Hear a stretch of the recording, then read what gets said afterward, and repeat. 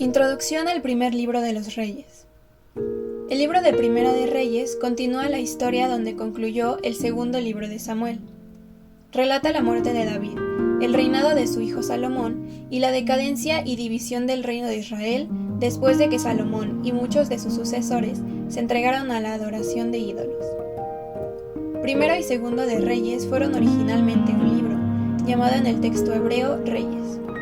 La traducción griega del Antiguo Testamento, la Septuaginta, dividió el libro en dos, y esto fue seguido por la versión de la Vulgata latina y las traducciones al inglés. Posteriormente, la Septuaginta y la versión de la Vulgata latina conectaron Reyes con los libros de Samuel, de modo que los títulos de los libros de Reyes en la Septuaginta son el tercer y cuarto libro de los reinos, y en la Vulgata latina tercer y cuarto de Reyes. Sin embargo, en las traducciones al inglés se conservó la división original de los libros.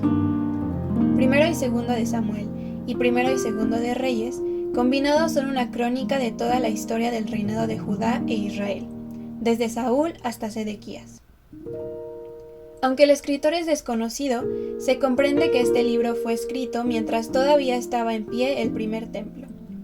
Se argumenta que el escritor debe haber sido una persona que vivía en Judá en el periodo anterior al exilio y no en Babilonia en los tiempos posteriores al exilio, por lo que algunos eruditos ubican la fecha de escritura de Reyes entre los años 561 y 538 a.C. En este sentido, dado que el último evento narrado en Segunda de Reyes establece la fecha más temprana posible de finalización, y además no hay registro del final del cautiverio babilónico en Reyes, la liberación del exilio, en el 538 a.C., identifica la última fecha de escritura posible. Los libros de Primera y Segunda de Reyes abarcan más de 400 años de historia israelita. Comienzan con la muerte del rey David, aproximadamente en el 1015 a.C., y concluyen con la muerte del rey Joaquín, aproximadamente en el 561 a.C. Estos libros están llenos de historia y doctrina, y ofrecen antecedentes históricos y contexto para una parte importante del Antiguo Testamento.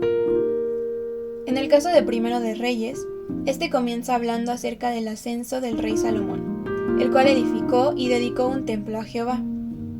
Pero no todo fue gloria y magnificencia en el reino salomónico. Aunque el relato tiende a resaltar la grandeza de Salomón, también deja entrever los aspectos negativos de su reinado, de entre los cuales destaca su aprobación a la idolatría. Para consolidar su poderío, Salomón entabló negociaciones con las naciones vecinas y confirmó tratados políticos y comerciales, tomando por esposas a princesas extranjeras.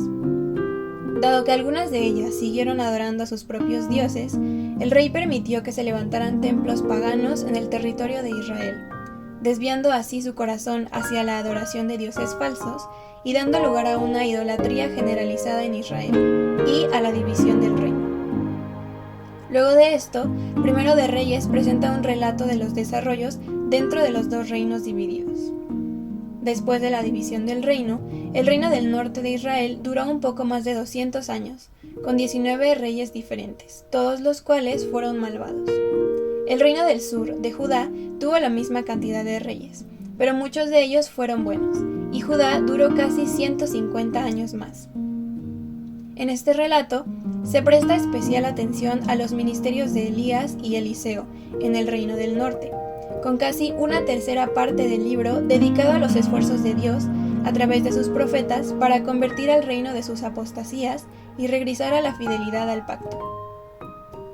La enseñanza en este libro es mostrarle al hombre su incapacidad para reinar sobre sí mismo y sobre el mundo, las consecuencias de la adoración falsa y la interminable misericordia de Dios para perdonar a los que se arrepienten.